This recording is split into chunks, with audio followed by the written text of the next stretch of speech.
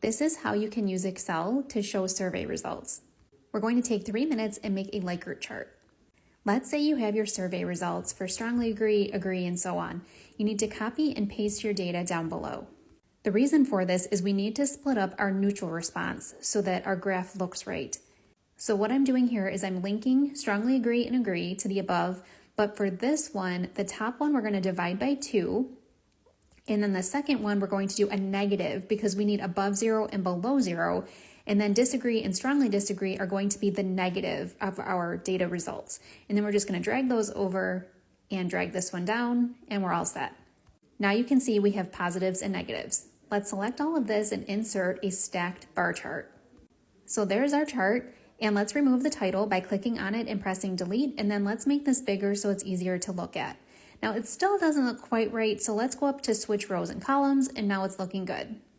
Now if you click on these colors, you're going to notice they're not linking exactly how we would like. So let's go up to switch data, and we need to edit this. So we're going to click on each one of these and press the up arrow to rearrange a little bit. We want to make sure these are in the right order.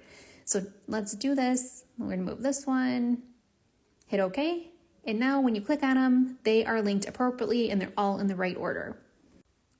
We're going to click on a few more of these just to really make sure we've got this right. Looks good. And now we're going to click on our bottom axis, and we need to go to that vertical area and we want to hit max. Now what we're going to do here is change our colors. So you can pick any color scheme you want, but I'm going to start with a dark green for the people who strongly agree, a light green for agree. For the neither disagree or agree, you could do something like a yellow, a middle type color. We'll do another shade of yellow. And then for disagree, you could do a lighter red. And then for strongly disagree, a bright red to really highlight those. So we'll click on the bright red, and then let's close out of here. So when we click on these, all looks good.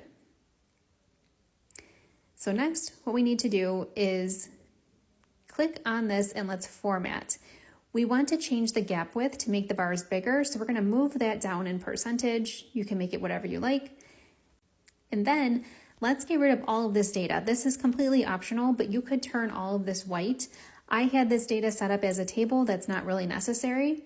So we can't get quite rid of the borders unless we go up to the table design and convert this to a range.